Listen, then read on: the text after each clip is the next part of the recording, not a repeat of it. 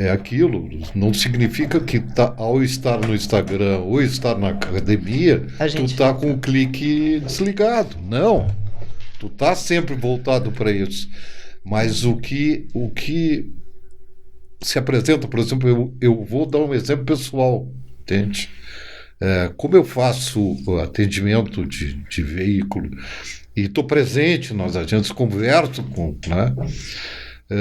O que eu sinto hoje, até que com essa mistura de home, híbrido, presencial, isso virou uma grande, entre aspas, de esculhambação. Né? O Y não falando com o X não falando com o Z. Então tem uma confusão aí de mercado. Mas aí quando eu vou para o diálogo, para o enfrentamento, para apresentar alguma proposta e tal, eu disse, pô, tu viu que o teu concorrente está fazendo isso? Ah, é? Não vi. Tu viu o que está acontecendo? Ah, é? Não vi. Então isso vai te decepcionando, sabe? Isso vai te causando, e isso acontece comigo. Aí eu falo com outro veículo e diz, cara, eu não vou mais lá. Porque cada vez que eu vou lá eu perco meu tempo. Né? Então o que está acontecendo hoje isso, e eu até falava com o Fernando Silveira, o presidente da ARP, de estabelecer uma discussão entre atendimento e mídias e donos de agência, porque há hoje uma distância entre esses três conjuntos violenta, né?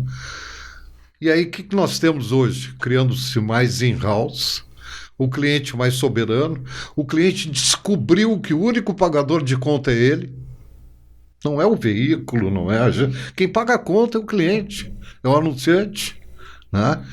Então, há uma grande... E aí, o que os veículos hoje todos estão fazendo? Todos estão indo no cliente antes de ir na agência. Direto. Todos.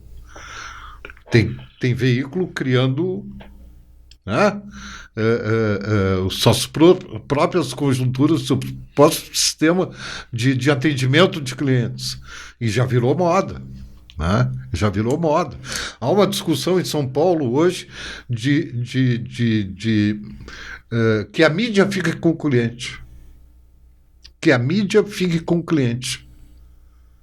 E a estratégia e o planejamento fiquem com a agência. Cara, isso é um baque no mercado. Que a agência... Mas é a transformação do mercado, né, Nenê? Que é o que estratégia a gente e planejamento. E aí, então, vai virar consultoria. Mas é a valorização. Mas se o cliente resolver melhor que a agência, qual é o problema? A agência que tem que gerar valor. Aí que tá. Sim, mas eu estou levantando isso. Como é que a agência tem que dar um jeito? E vocês são formadores, mas a gente forma de profissionais isso. Não, né? Só para agência, a gente forma para tudo.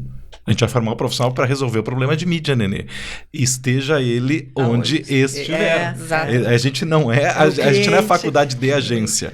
A gente é faculdade de comunicação. Você sabe que no grupo de mídia hoje de São Paulo tem 700 associados. 700 associados. 500 são de veículos. São mídias de veículos. Que se uniram agora e pagaram uma viagem para 60 mídias para ir a Israel fazer uma viagem com as startups, para conhecer as startups de Israel. Então, tu tem mais de 60% do contingente do grupo de mídia, que é o maior grupo de mídia do país, formado, prestando serviço. Só na Record, que todo mundo pensa, só na Record tem 25 mídias trabalhando. Só na Record São Paulo. Mas eu concordo com o Alessandro, com a Márcia e o Marcelo. Sim, vocês formam, profissional de comunicação. Mas alguém não está... Sabe, o que me deixa... Esses modelos, eu acho que esses modelos têm que começar a repensar. Por exemplo, eu vejo a RBS fazendo o projeto Pauta Jornalista. Primeira pauta. Primeira pauta. Nós não temos o primeira pauta de propaganda, publicidade. Nós não temos isso, nós temos estagiários, mas esse projeto não vai adiante. Volta e meia, não ligo para ti, tu tem alguém aí? Não, direto a gente recebe essa demanda. Sim, mas eu acho que isso tinha que estar mais escancarado. Mas, de novo, são os processos gerenciais, Nenê. A gente tem que pensar da seguinte forma. Essa demanda a gente vai atender, certo? Se ela vier mais estruturada, melhor. Né? Mas como é que vai estruturar? A gente pode até contribuir, mas a gente não tem o poder de entrar dentro de uma empresa, de uma agência e desenhar um modelo de RH. Como Primeira Pauta, por exemplo, desenha, né, Nenê? Sim. Então, eu acho que é uma colocação importante a tua, mas a gente tem os nossos limites, né? A gente pode ofertar nossa capacidade para contribuir, mas depende muito do mercado, né? A gente tem o ARP Academy, né? Que aí sim, a gente... Sim, que é para estimular... Para premiar o aluno, e agora tem umas novidades aí nesse ano, de depois o aluno também, os vencedores, né? Trabalhar, passar um tempo pelas empresas. Então, o ARP Academy, eu acho que também eu acho que os projetos nas universidades, por exemplo, a Fevale tem o Vantage. A Fevale não pode ter projeto porque tem uma agência direta. Eu acho isso um horror. Acho um horror uma faculdade de comunicação não confiar numa agência. Mas eu acho que não é questão de confiar numa agência, né? Eu acho que a PUC tem, por exemplo, uma super estrutura de comunicação lá dentro. Mas tem a ROC. Mas eventualmente chama ROC, né? A SPM tem a QG. É isso aí, tem que ter, cara. Mas aí tu forma profissionais para quê, cara? Para trabalhar com marcas, Nenê. E aí depois... Mas não dentro da própria faculdade. Mas eu acho que o estímulo é trabalhar para o mercado. Por exemplo, esse projeto Vantage, que eu acho que nas outras universidades tem, é uma realidade. Por exemplo, a gente está trabalhando com um cliente Só para interromper, isso é uma verdade absoluta. Faz uma agência própria para se beneficiar dos 20%. Isso é um absurdo, cara. Para não ter custo de criação, para não ter custo de estratégia. Não pode. Mas o objetivo, eu não vejo como objetivo essa questão dos 20%. Sim. É que de repente uma agência porque tu não é dona. É porque tu não é dona, Márcia. Tu é uma profissional competente. Agora, se tu falar com o reitor está pensando assim. Bom. Acho que não, né? Ele está pensando na marca dele. E eu vou te dizer que eu acompanhei... Não, mas ele não vai buscar a marca dele, ele vai buscar não gastar. Mas acho que não é com esse objetivo. Quando eu estava na matriz, a PUC, eu nem pensava em voltar para a PUC. E a PUC foi cliente da matriz. Eu vi, assim, toda essa relação... E mesmo sendo da matriz, não era eu atendimento da PUC, mas eu pensava assim, daqui a pouco então eu acho que eles têm que continuar com a sua estrutura, porque a matriz naquele momento não conseguia dar conta das expectativas da PUC, porque a verba era menor, era tudo. Então, que legal que eles têm a agência, e eu tenho certeza que eles, não é nem uma agência, eles têm uma assessoria, uma super estrutura de comunicação. Não é pensando nos 20%, até porque a PUC também, o que se investe em mídia, se a gente comparar com outros clientes aí do Rio Grande do Sul, não chega nem perto. Internas, então, exatamente. Mas é uma verba cobiçada. Hoje, Márcia, acontece o seguinte, eu conto sempre assim, né? Antes nós tínhamos 1.000 clientes para 10 players.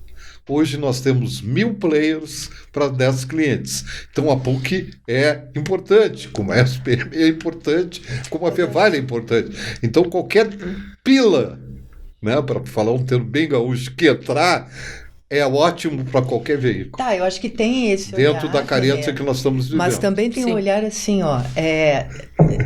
do profissional que está trabalhando. Quando a gente fala, eu até digo assim, o que é um profissional de comunicação? Ele pode estar na área de marketing, ele pode estar como um gestor de conteúdo, ele pode estar na academia se tornando um pesquisador, ele pode estar numa agência, numa web de live marketing, de guerrilha, na verdade, ele pode estar numa in-house, ele pode estar... Tu entende? Eu acho que o nosso papel, até eu, por exemplo, como profissional, para mim, qualquer espaço é um espaço desse que eu não estou desvalorizando o profissional que trabalha. Então, assim, para mim, qualquer se a Fevale, por exemplo, abriu mão de uma agência externa, ela precisou contratar profissionais para poder atender demandas. E eu não tenho um convívio direto, né, com essa área, mas eu percebo, assim, as demandas que tem. Então, é o curso que vai, de repente tem uma palestra específica e tal. É muito difícil uma agência externa conseguir atender essas demandas, mas uma agência externa, ela pode, de repente, ter mais background para desenvolver uma super campanha de final de ano, de institucional, que muitas vezes tu precisa, né? Então, eu realmente, assim, eu não entraria muito na seara do formato de quem eu contrato, e sim na nossa, vamos dizer, na nossa responsabilidade em fazer com que a gente se atualize para poder acompanhar a dinâmica do mercado, dos alunos, porque, né, eu digo, eu sou geração X, comportamento de Y e mente de Z, então dá para conseguir trabalhar. A gente eu estava falando em aula esses dias com os alunos, assim, de uma forma muito, eu disse para eles, muito resumida, a gente tem que estudar, mas temos nosso mercado tem mais de 100 anos aí de tradição. No início lá, 910, 920, o centro do negócio era o veículo, né? O veículo que tinha os seus corretores de espaço publicitário, que montava suas artes, que fazia o negócio. Bom, do veículo, a gente pula para a agência de propaganda, que foi o que predominou ali, 80, 90, início dos anos 2000, nesse modelo, nesse formato mais tradicional. O que a gente está entrando agora num momento em que o centro do negócio é a marca, né? O cliente. É o cliente. O que vai se desenvolver a partir disso é a transformação do nosso mercado, que acho que tu trouxe isso muito bem, né, Nenê? A publicidade está se transformando. Não, a publicidade é transformação, né? Sempre. Então, hoje o centro do negócio é o cliente, é a marca. E a partir disso a gente vai ter... Exato. A gente tem que se reinventar para como nós vamos atender esse cliente. E aí eu quero trazer um ponto rapidamente. É incrível como a gente estava discutindo a questão da educação e os alunos, e se transforma facilmente numa discussão de mercado. De mercado. Porque é difícil dissociar academia e mercado, né? E eu sempre fiquei nos dois ao mesmo tempo. Para mim, na minha cabeça, aquilo era... Eu tenho que ensinar isso, e aí eu faço... Eu tenho que ensinar X, eu faço Y. Então, como eu vou mesclar tudo isso, assim?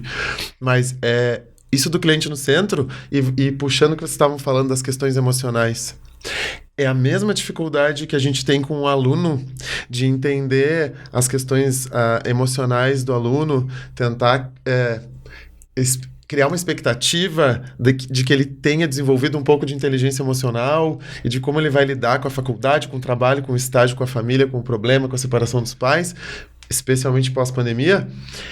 É igual quando tu migra isso. Então, assim, eu fico assim, a equipe, os funcionários, que são ex-alunos, e lidar com isso deles, e o cliente é a mesma coisa. Metade de uma reunião de negócios para decidir coisas estratégicas, como a gente estava falando, às vezes de milhões, em mídia, metade da reunião, se for só com o cliente, só com o marketing do cliente, metade da reunião é um bate-papo que envolve questões emocionais. Tu acaba te conectando com o cliente. É incrível isso. O cliente, às vezes, ele agenda uma reunião e é engraçado porque, assim... Por que essa reunião, se era algo que com tecnologia a gente pode fazer uma videochamada, com um motoboy tu pode enviar o material que tu quer mostrar que é referência? Por que a reunião para mostrar a referência? E aí no final da reunião tu descobre, a reunião é por outro motivo, não para mostrar a referência do material ou para assinar e aprovar um valor de mídia. A reunião é para ter uma conexão com outro ser humano, a reunião é para desabafar problemas pessoais, questões dentro da própria empresa, inseguranças e uma série de coisas, né?